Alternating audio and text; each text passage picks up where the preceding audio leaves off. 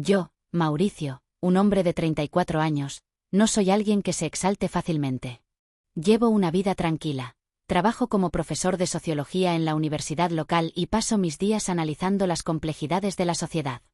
Soy una persona reservada, pero con un fuerte sentido de la justicia y una profunda empatía por los demás. El sobre era rígido, certificado. Estaba entre un cupón de descuento del supermercado y una factura del agua, pero era lo único que pesaba. Era mi cumpleaños número 34. No era un hito, nada importante. No esperaba mucho. Tal vez una tarjeta si se acordaban. Tal vez no, pero algo en el sobre me hizo detenerme. La dirección del remitente era la de ellos, mis padres. Por un momento, pensé, quizás. Lo metí, lo puse en la encimera de la cocina junto a las flores que me mandó mi asistente, me senté, lo abrí con cuidado. Sin escritura a mano, sin tarjeta, solo una página, impresa formal.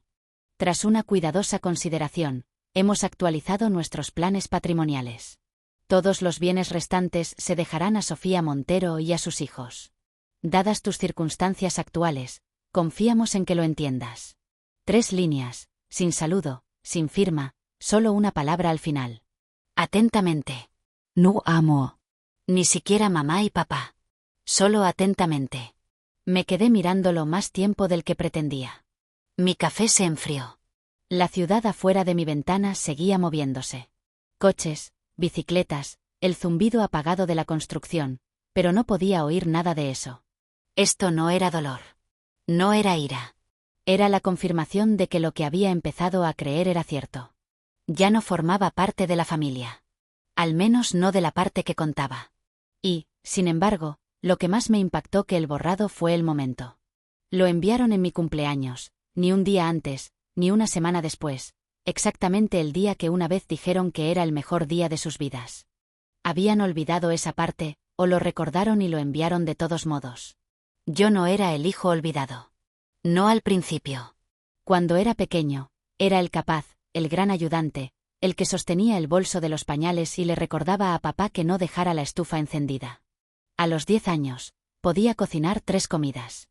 A los 12, llevaba a Sofía al preescolar, le arreglaba los cordones cuando se desataban, le trenzaba el pelo porque a mamá no se le daban bien esas cosas. Sofía era la bebé. Todo risos suaves y historias suaves. Cuando lloraba, todo se detenía.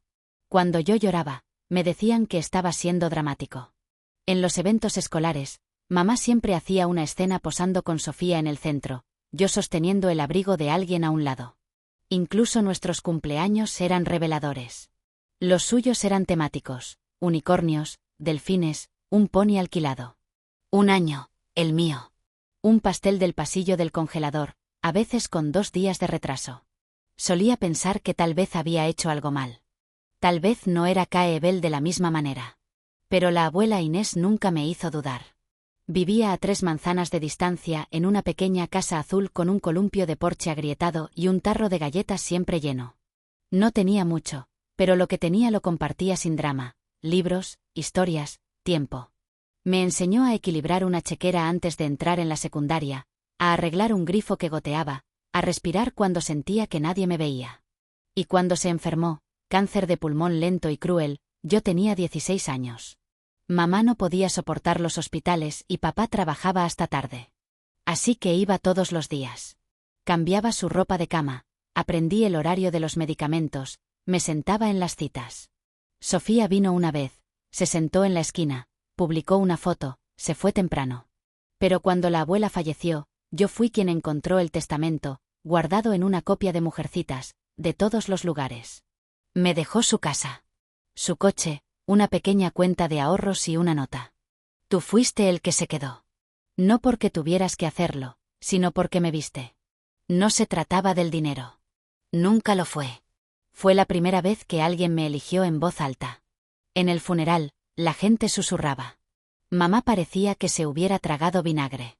Sofía, con encaje blanco y delineador de ojos dramático, apenas hizo contacto visual. Más tarde esa semana, Sofía me apartó.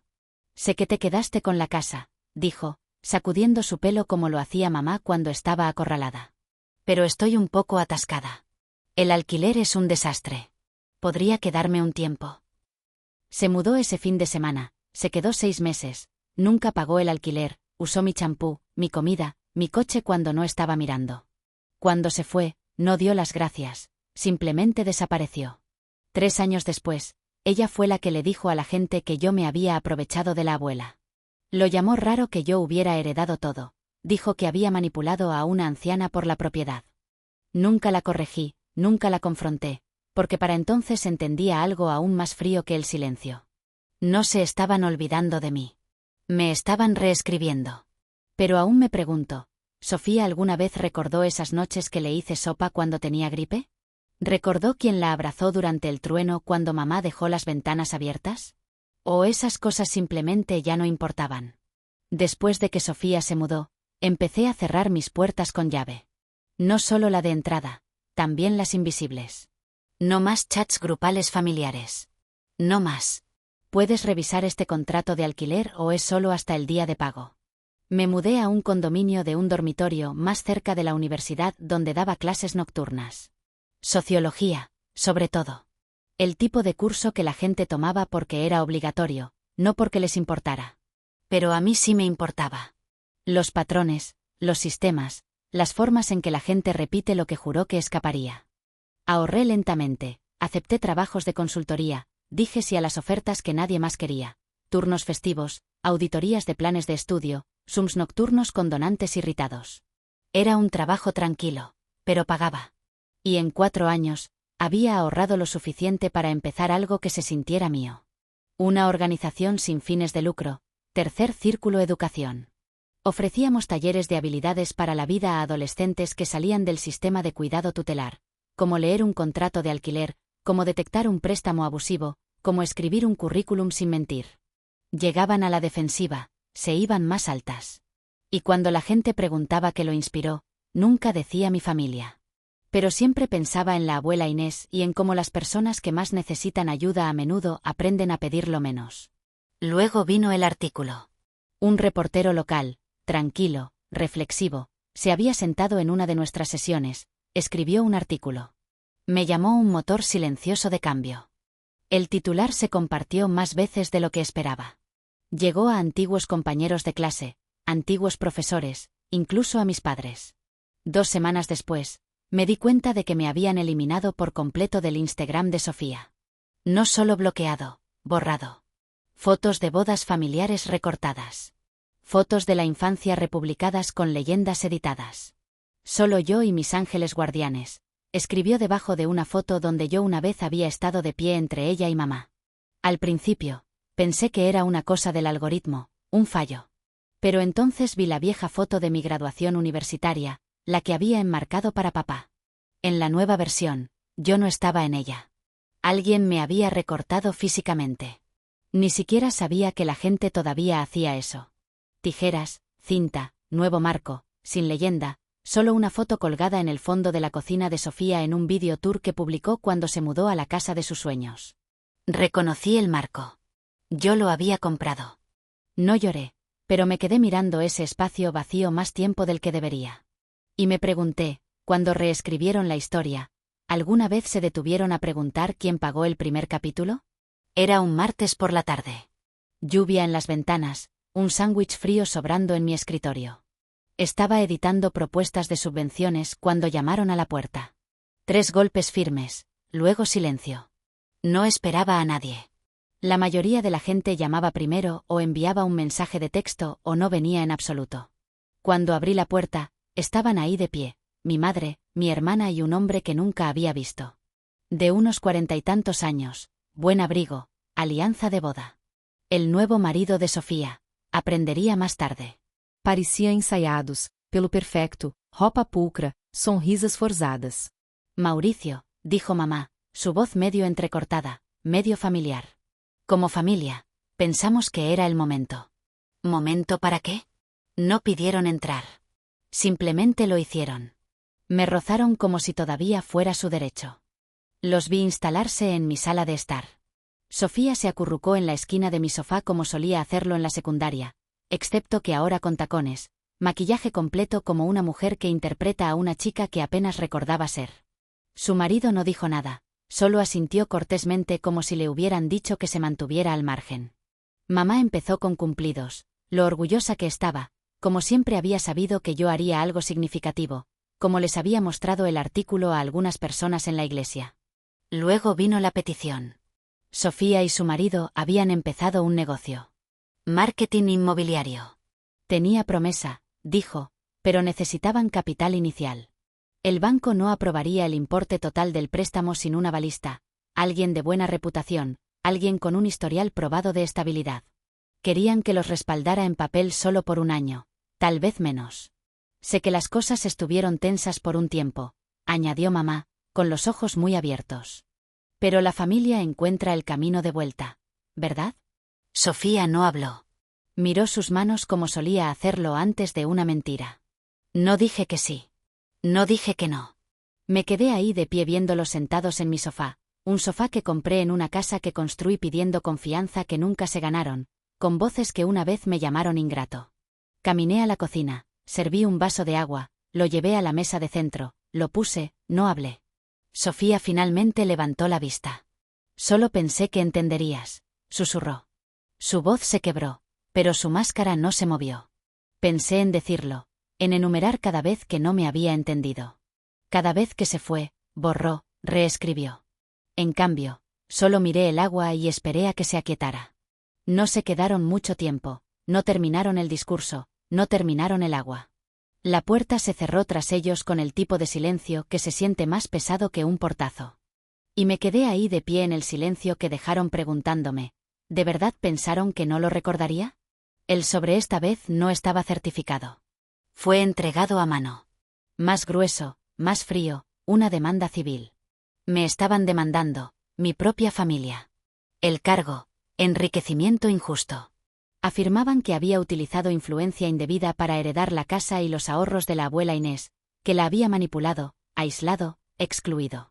Que Sofía había sido la verdadera heredera, pero yo había intervenido.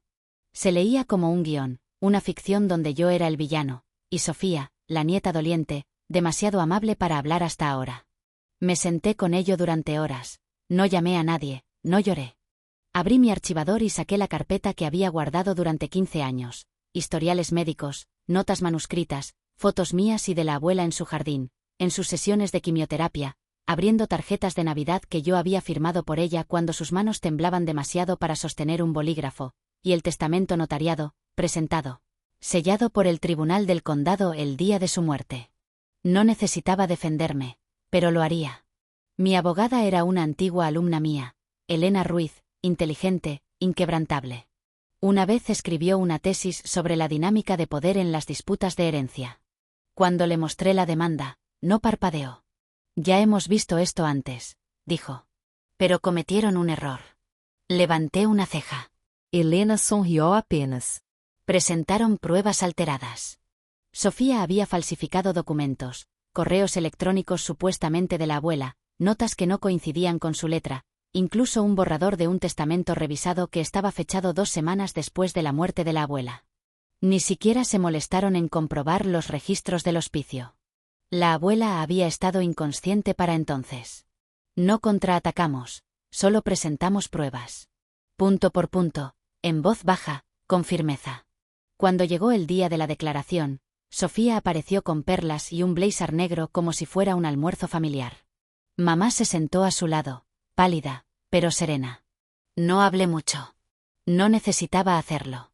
Elena sí, tranquila, metódica, con la precisión de alguien que había esperado toda su carrera por un caso que hablara por sí mismo. Sofía tropezó cuando le preguntaron sobre la línea de tiempo, cambió su historia, luego la cambió de nuevo. Al mediodía, su abogado solicitó un receso. A las 2 de la tarde, pidieron llegar a un acuerdo.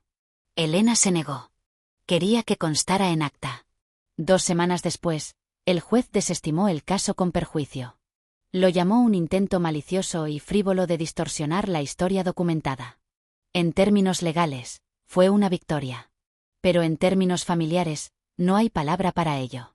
Mamá nunca llamó. Papá tampoco. Pero alguien me reenvió una captura de pantalla.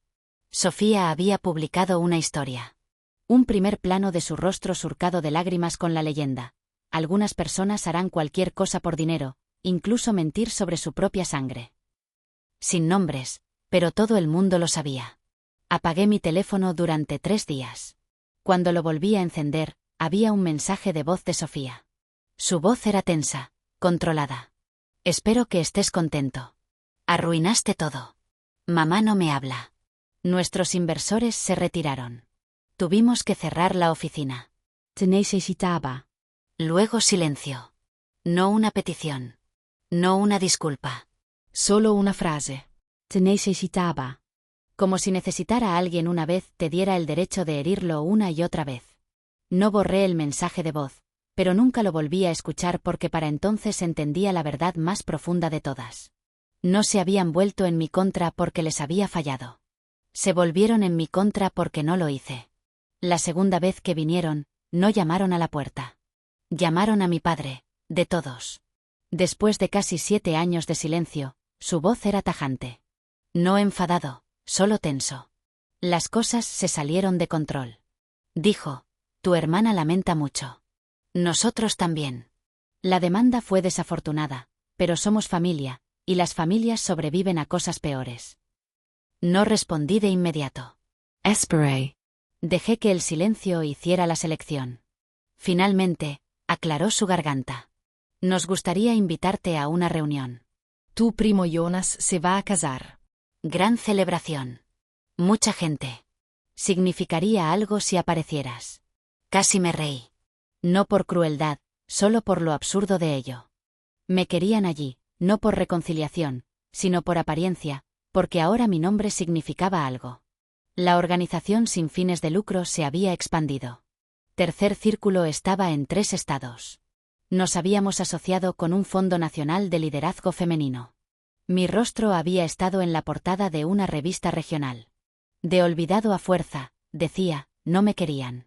Querían esa versión de mí que los hacía verse bien por proximidad. Me nego educadamente brevemente. Una semana después, la tía Teresa llamó. Siempre había sido amable de una manera distante, haciendo sonar la taza de té. Dijo que entendía por qué estaba dolido. Dijo que lo que hizo Sofía era inexcusable. Luego, igual de suavemente, pero tal vez sea hora de dejarlo ir, cariño. La gente está mirando. Las bodas son sobre alegría. No traigas el pasado a ello. Esa fue la línea. No traigas el pasado a ello, como si el pasado fuera un bolso que pudiera elegir no llevar. Como si no ya lo hubieran derramado por toda la habitación y se hubieran marchado. No respondí, no fui, no publiqué. Ese sábado, cuando las fotos de la boda inundaron las redes sociales, luz del sol, champán, un jardín alquilado, me quedé, encendí una vela, leí uno de los viejos libros de bolsillo de la abuela, y cuando sonó el timbre justo después del anochecer, miré por la mirilla. Era Sofía sola. Sin maquillaje, pelo recogido, ojos rojos. No dijo nada, solo se quedó ahí de pie esperando. Apagué la luz del porche y dejé que la noche respondiera por mí. Sofía nunca lo intentó por tercera vez. Después de esa noche en el porche, no envió mensajes de texto, no llamó, no envió un correo electrónico con una larga disculpa pidiendo otra oportunidad. Desapareció en su mundo de carretes curados y yoga a media mañana, y yo me quedé en el mío. No por amargura, solo por claridad. Ya no necesitaba que me vieran ellos. Solo necesitaba dejar de ser reescrito. El silencio que siguió no fue ruidoso. Fue exacto. Llenó solo el espacio que solían ocupar. Ni más, ni menos. Cuando la gente preguntaba, viejos amigos, antiguos vecinos, los que nunca supieron del todo lo que pasó, lo mantenía simple. Eligieron una versión de mí que era más fácil de borrar. A veces insistían, ¿qué quieres decir? Y yo solo decía, yo estaba ahí. Simplemente no querían verme. Eso siempre terminaba la conversación. Nadie tenía una respuesta para eso porque la verdad no necesita gritar. No necesita ser probada o desfilada. Solo necesita ser dicha una vez. No los descarté. No publiqué. No quemé fotos ni envié por correo las viejas tarjetas. Dejé que todo se quedara donde estaba, en cajones, en viejas bandejas de entrada, en la parte tranquila de la casa que ya no abría. Algunos recuerdos no necesitan cierre, solo límites. Y eso fue suficiente. La primavera pasada, Volví a pintar el pasillo. Un gris suave, limpio, tranquilo. Quité las fotos, todas, no por ira, solo por necesidad. El polvo se había asentado detrás de los marcos. El tiempo se había adelantado a ellas. Una casi la dejó. Una toma sincera de la abuela Inés y yo sentados en su columpio del porche con tazas de té desparejadas. Sin poses, sin ediciones, solo presentes. Pero cuando levanté el marco, noté algo detrás de él, metido plano contra la pared. Una segunda foto doblada, rasgada por los bordes. Era de mi graduación universitaria, la versión completa. Yo en el centro, con los brazos alrededor de Sofía y mamá. Antes de que me recortaran, alguien debió esconderla ahí. Tal vez yo, tal vez no. Deslicé la foto rasgada de detrás del cristal. No la volví a poner. No la tiré. Dejé el marco vacío. Lo volví a colgar en su lugar. No para llorar lo que faltaba, sino para recordarme que lo que se va no necesita ser llenado. Solo necesita ser nombrado una vez en voz baja y luego dejado solo. Si una vez borraron tu rostro de la foto, ¿alguna vez volviste a colgar el marco?